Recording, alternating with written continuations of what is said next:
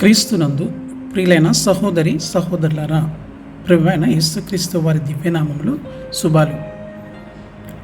ఆత్మఫలము 3వ భాగాన్ని మనం ధ్యానించబోతున్నాము. ఆత్మఫలంలోని 2వ అంశము సంతోషము అనే అంశము మనము ధ్యానిస్తూ ఉన్నాము. ఆత్మఫలం అనేది శరీర కార్యాలకు వ్యతిరేకంగా జీవించే ఏకీకృత జీవన విధానము. అది పాపపు శక్తిని, ముఖ్యంగా శరీర క్రియలను నాశనం చేసి దేవునితో సహవాసాన్ని నెలకొల్పుతుంది. ఆత్మఫలంలోని 2వ అంశము సంతోషము. ప్రతి ఒక్కరూ ఆనందంగా ఉండాలనే ఆశపడతారు, దానికోసమే ప్రయాసపడతారు. ఏడ్పు ముఖాలతో ఉండాలని ఎవ్వరూ కోరుకోరు. అట్లాంటి వారిని ఎవ్వరూ ఇష్టపడరు. అయితే సంతోషం కోసం వెతికే క్రమంలో మనిషి దుఃఖాన్ని కొని తెచ్చుకుంటున్నాడు. ఆనందం కోసం వెతికే క్రమంలో అలవాట్లకు బానిసై మృత్యు కొరల్లో నలిగిపోతున్నాడు. క్షణికమైన ఆనందం కోసం శాశ్వతమైన జీవితాన్ని కాలదన్నుతున్నాడు. లోకం దృష్టిలో సంతోషం అంటే బీర్లతో బార్లతో గడపడం అనుకుంటారు. మద్యంతో మత్తులై రోడ్ల మీద దొర్లడం అనుకుంటారు.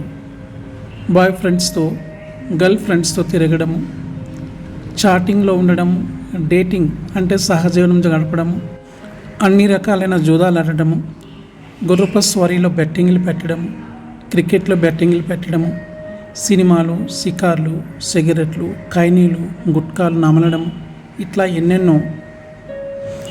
ఈ సంతోషం మనిషిని ఎక్కడికి తీసుకెళ్తుందంటే కుటుంబాలు విచ్ఛిన్నం చేస్తుంది, ఆర్థికంగా పతనంకు చేకూరుస్తుంది, ఆరోగ్యం క్షీణించడం చేస్తుంది, సమాజంలో గౌరవం శూన్యం చేసేస్తుంది, క్యారెక్టర్ని లాస్ చేస్తుంది, ఆధ్యాత్మికంగా మృతతుల్యం అయిపోతుంది.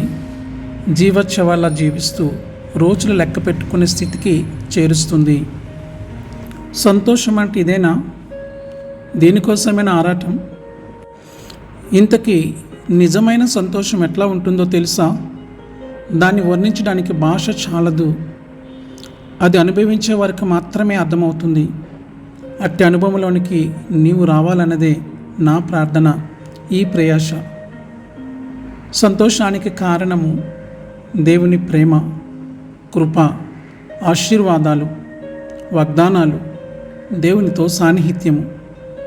ఈ సంతోషము ఎవరికి సాధ్యమంటే క్రీస్తులో విశ్వాసం ఉంచిన వారికి మాత్రమే.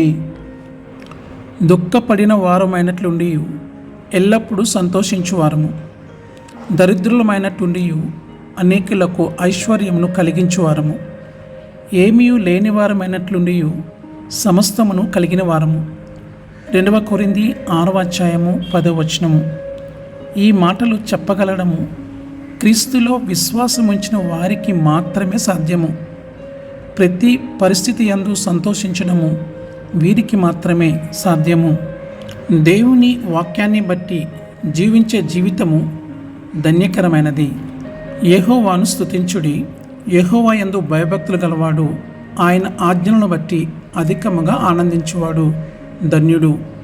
కీర్తనలు 112వ అధ్యాయము 1వ వచనము. మనమైతే ఈ లోకంలో మనకు కలిగిన యోగ్యతలను బట్టి, ఐశ్వర్యాన్ని బట్టి హర్షించేవారముగా, అతిశయించేవారముగా, ఆనందించేవారముగా ఉన్నాము. కానీ మనకు కలిగిన ఇట్టి యోగ్యత ఆయనను బట్టి అనే గ్రహింపు లేకుండా జీవిస్తున్నాము. నిజ సంతోషానికి కారకుడైన క్రీస్తుని విడిచి లోకంలోని సంతోషాల కోసం పరుగులు తీస్తున్నాము. ధన్యతను, ఆశీర్వాదాన్ని పోగొట్టుకుంటున్నాము. దేవుని కృపను బట్టి సంతోషించే జీవితము పరిపూర్ణమైనది. నా కృప నీకు చాలును, బలహీనతల యందు నా శక్తి పరిపూర్ణమగుచున్నదని ఆయన నాతో చెప్పెను. 2 కొరింథీ 12వ అధ్యాయము 9వ వచనము. దేవుని కృపను బట్టి సంతోషించే వ్యక్తి బలహీన సమయంలో కూడా బలవంతుడుగానే ఉండగలడు. శ్రమను, సంతోషాన్ని కలిసి అనుభవించడము అతనికే సాధ్యము. అట్టి అనుభవం నీకుందా? క్రీస్తులో విశ్వాసం ఉంచిన వారు చెప్పనశక్యమును మహిమాయుక్తమునైన సంతోషము గలవారి ఆనందించుచున్నారు.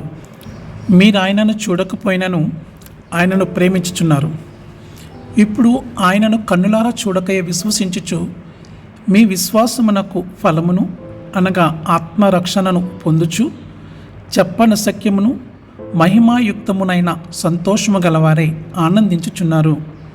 1 పేతురు 1:8-9 ప్రియ స్నేహితుడా, యేసులో ఆనందము శాశ్వతమైనది. ఆయనలో ఆనందించడానికి మన జీవితాలను సిద్ధపరచుకుందాం. ఆయన ఇచ్చే ఆశీర్వాదాలు అనుభవిద్దాం. అట్టి కృప, ధన్యత దేవుడు మనకు అనుగ్రహించునుగాక.